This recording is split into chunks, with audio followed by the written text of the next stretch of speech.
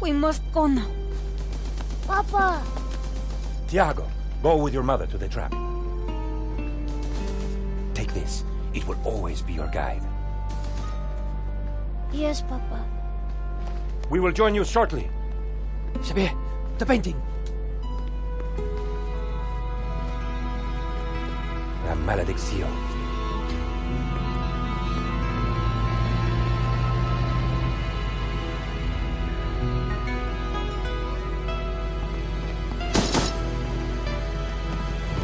This way.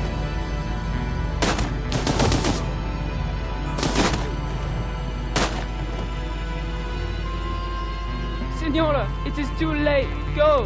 No! Papa! Senor, in here. Search them.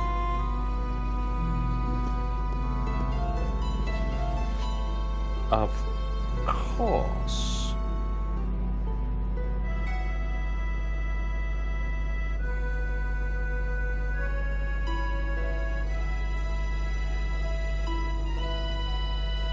Paris in the spring. Passion, romance, l'amour. I was working in art insurance. It paid the rent, just about. And then, by chance, I met Nico at a private view.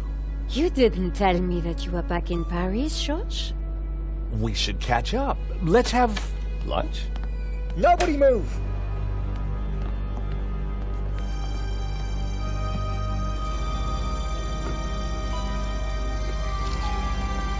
Non, monsieur! Not la malédiction! Oh. Stay back. Once again, Paris had shown me her dark side. A brutal robbery, a senseless murder. Nico and I were about to be drawn into a new and terrifying adventure together.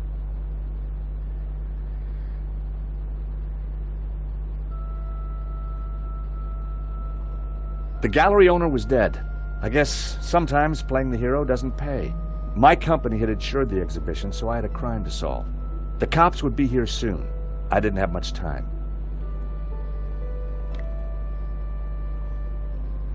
It was my phone, mankind's most treasured possession.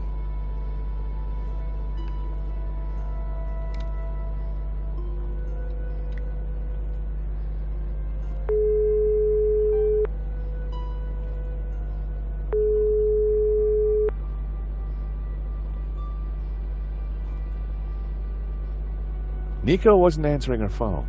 No surprise.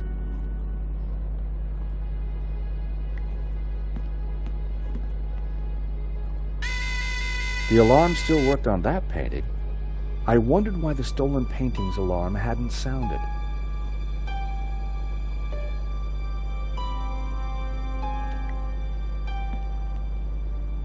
This was where the stolen painting had hung. Why that painting? And why kill for it? The stolen painting had an alarm, which should have sounded when the painting was removed. I needed to find out why it hadn't. It was a small door. I guessed the alarm circuitry was inside.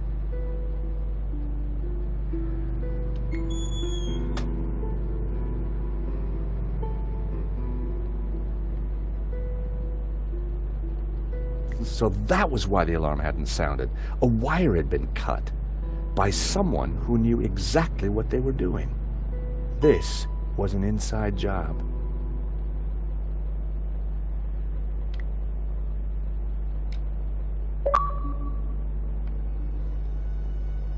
Now wasn't the best time to call Rickenbacker.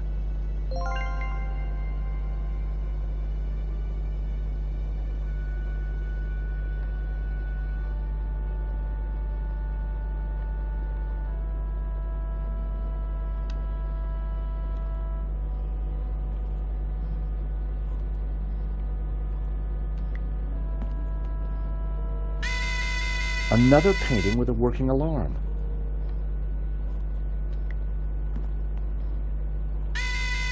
Another working alarm. So the thief took the only painting whose alarm had been sabotaged. But why that painting? Why that particular one?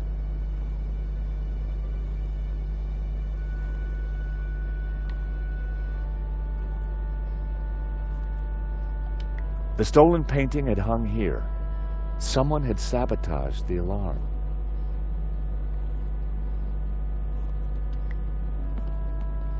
The label said it was painted in 1932. The gallery wanted 80 grand for it.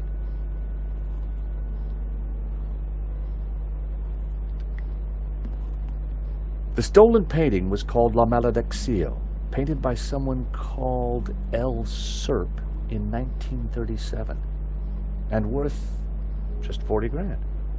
The stolen painting was worth less than the others. So why did the thief target it?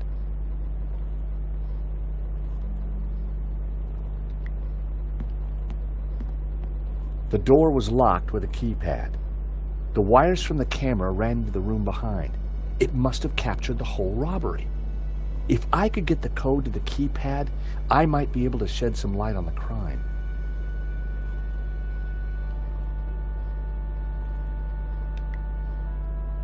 The door was marked private.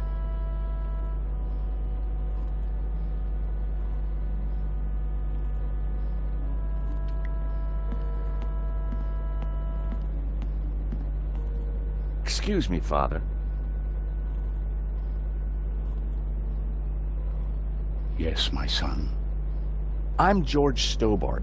My company insured the exhibition. My name is Simeon. Is there anything I can do?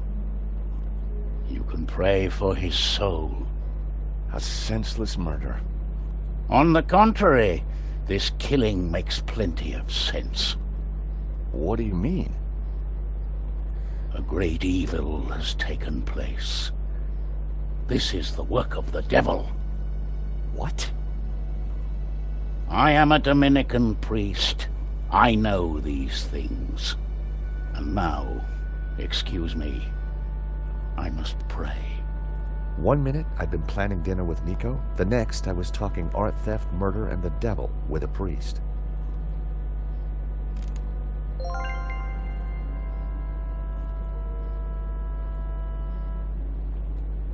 Poor guy.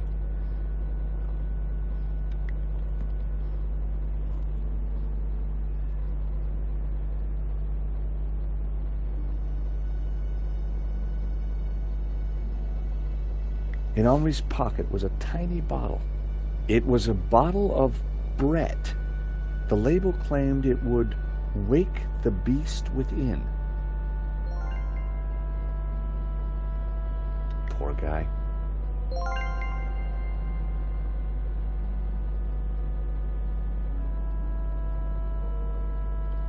There was no way anyone would have survived that.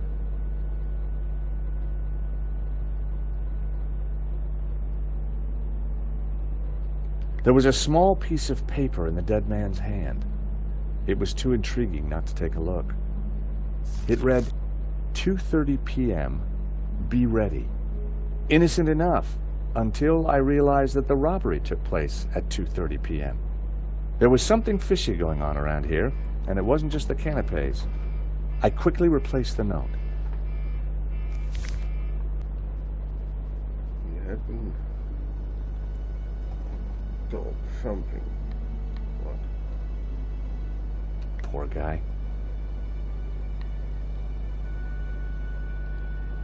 There was no way anyone would have survived that. I didn't want Henri's blood on my hands.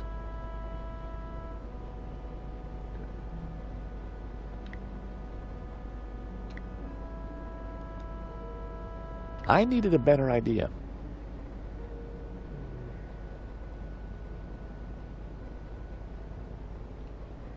I always wondered who bought those white-framed glasses.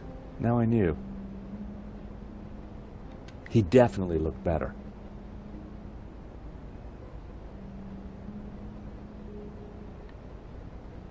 A cryptic note in a bottle of overpowering cologne. No personal effects or anything else of substance. I definitely needed to check out that office.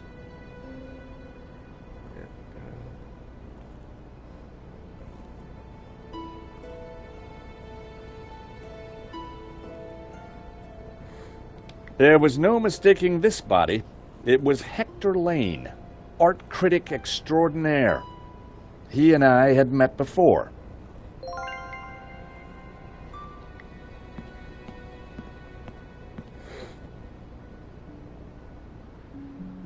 For a moment, I thought he was dead, but from the snoring, I guessed he'd only fainted.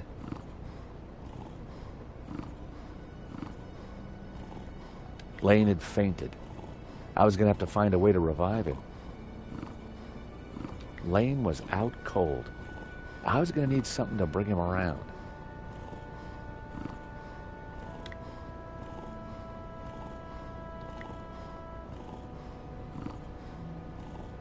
Time to awaken the beast. What?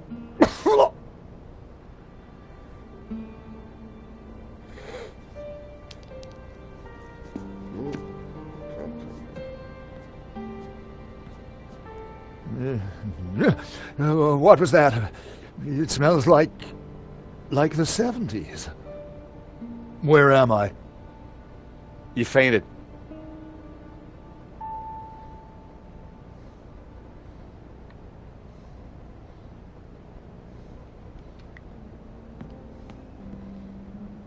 The nail clippers were monogrammed with the letters H.L. Hector Lane. They must have fallen out of his pocket.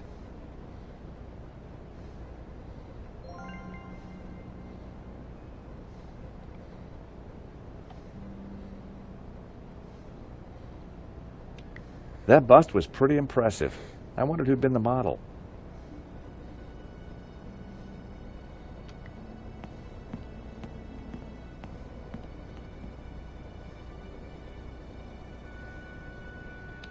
The door was marked private.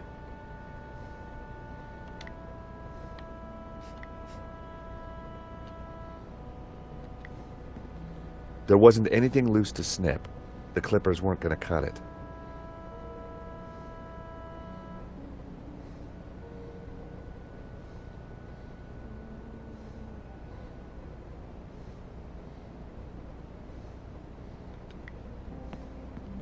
The cable for the camera ran into the room marked private.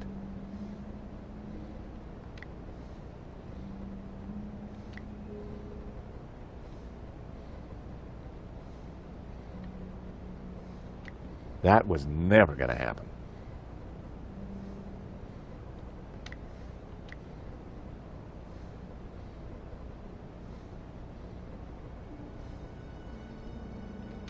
I needed a better idea.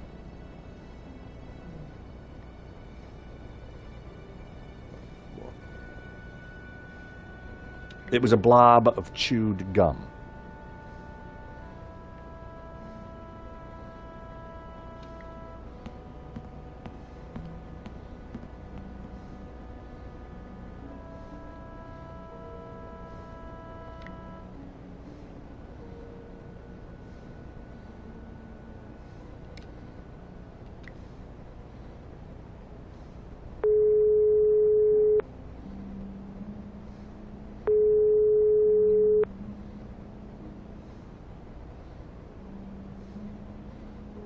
Nico still wasn't answering her phone. I was beginning to get worried. It was a blob of chewed gum. Maybe.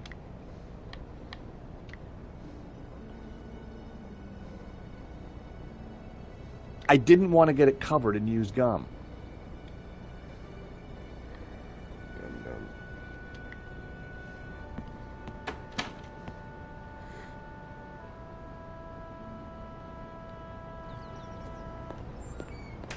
The street was quiet and upmarket.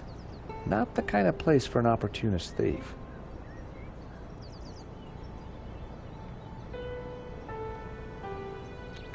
I've always been a sucker for Parisian stained glass.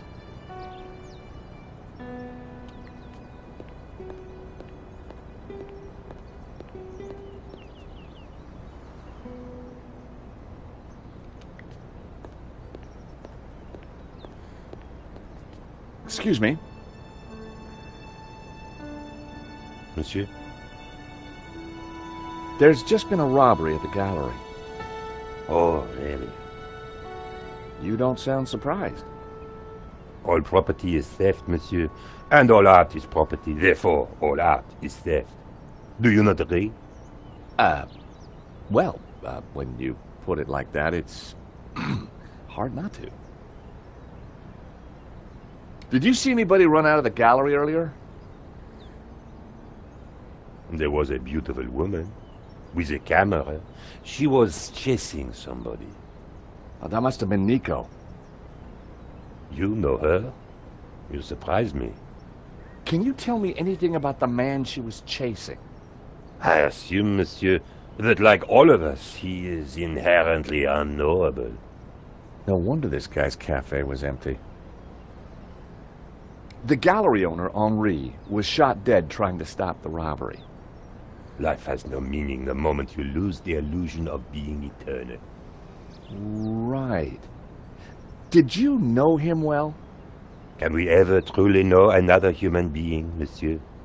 He spent little time at the cafe, unlike his friend, Monsieur Lane. What do you know about Le Lizard Bleu? It's bourgeois, vacuous, and overpriced. Just like its curator Lane. He's always in here, you know, talking art to his latest flusée. What do you know about Hector Lane? Lane? Oh, yes. He drinks here sometimes. He slid away last night without paying. Last night? What sort of time? After midnight, for sure. If you see him, give him this bill and tell him to pay up next time.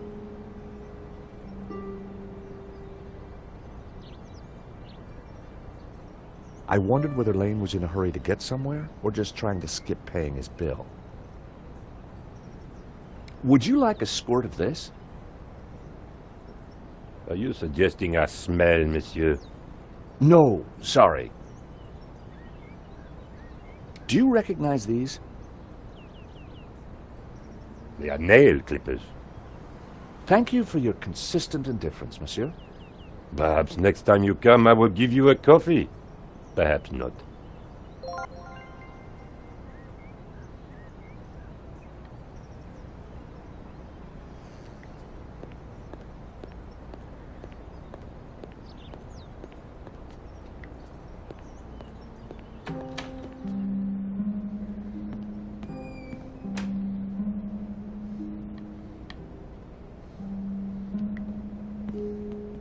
Welcome back to the land of the living.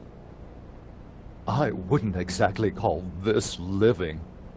Don't just stand there. Get me something to eat. I've had a terrible shock, you know.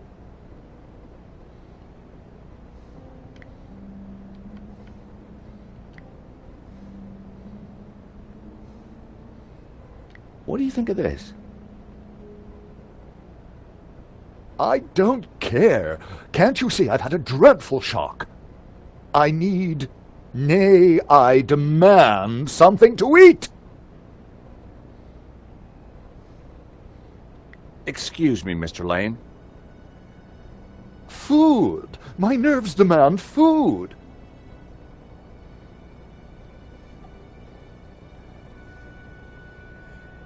It was a blob of chewed gum.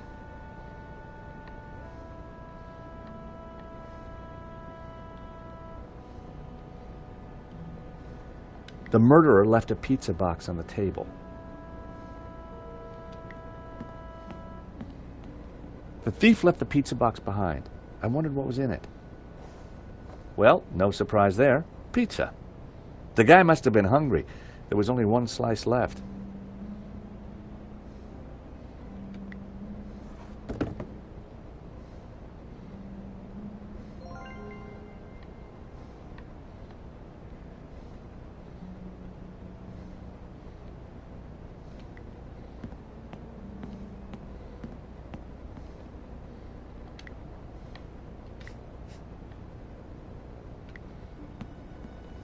I found a slice of pizza.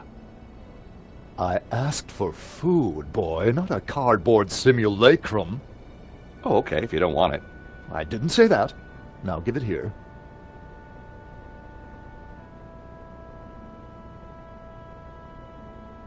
Given the circumstances, that was surprisingly acceptable. Now, what's been going on? Oh, Henri, is he Dead? Afraid so. poor chap? Just like him to steal the limelight, though. Excuse me. Do I know you? Yes, our paths have crossed in the Glee's Gallery. Of course, the man with the absinthe. I don't suppose you... Afraid not. Pity. I'm sorry, but I'm having trouble remembering your name. I'm George Stobart. I insured the exhibition. I hope you have deep pockets then, my boy. Could I ask you a few questions, Mr. Lane? Fire away. Did you know the gallery owner? Of course, we worked together on the exhibition. Oh, really? Henri provided the space. I was the creative powerhouse. How long had you known him? As a friend, many years. Our professional relationship had only recently blossomed into this exhibition, under my curatorial wing. And now the poor fellow's gone and got himself killed. If Lane was involved with the gallery, then he had to know the code to that door. Do you know anything about the stolen painting? Of course, dear boy. La Maledictio, a little-known work, turned up at the last minute. What about the killer? Were you able to get a look at him? A delinquent in a tin hat. Beyond that, I don't really recall. Oh, yeah, you fainted. Those of us with a higher aesthetic are more sensitive to violence. So you curated the exhibition? What's it about? A brilliant retrospective. A dialectical window on European art's ongoing discourse with the unresolved psychoses of the nation-state. Wow, you took the words right out of my mouth. Who painted the stolen painting? Therein lies a mystery. We only know his pseudonym, El Serp. He was a Catalan, a modernist. His works are symbolic, religious. What can you tell me about the stolen painting? La Maledictio, a challenging piece. If you like a wide cast of obscure saints and fringe Christian symbolism, of course. Not especially valuable, though. The thief won't get much for it on the black market.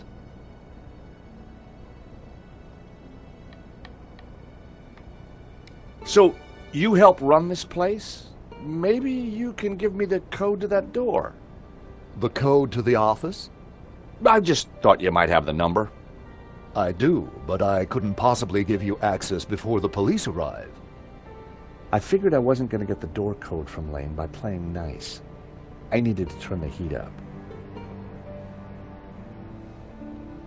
Mr. Lane, you're really going to have to give me the code to that door.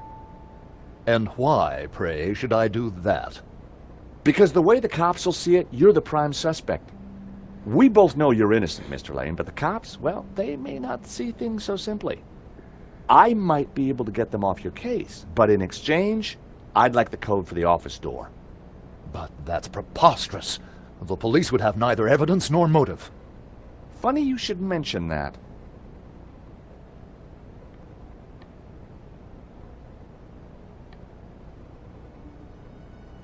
Someone sabotaged the alarm on the stolen painting. A wire was cut. What?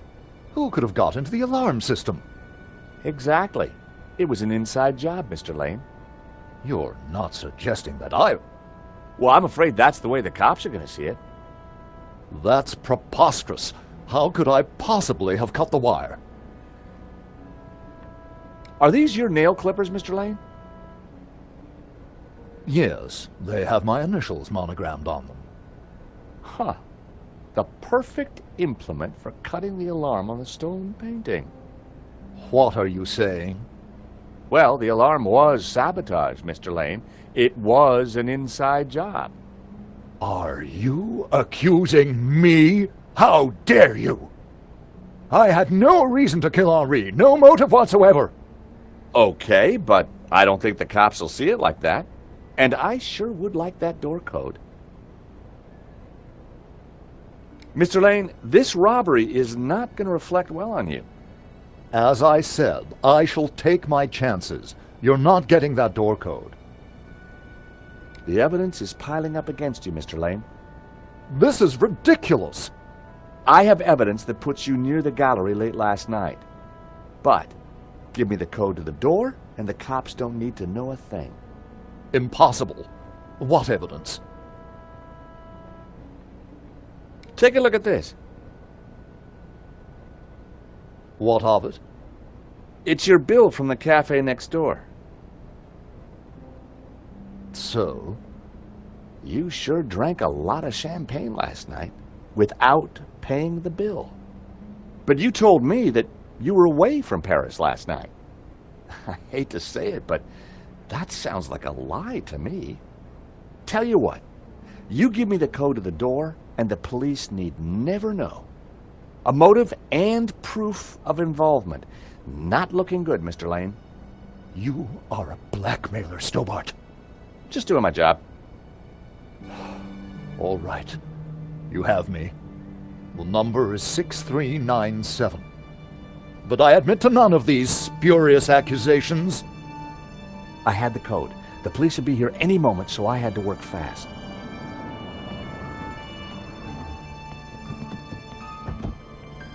What was that number again? 642... No. Everyone, hold it right there. Damn it.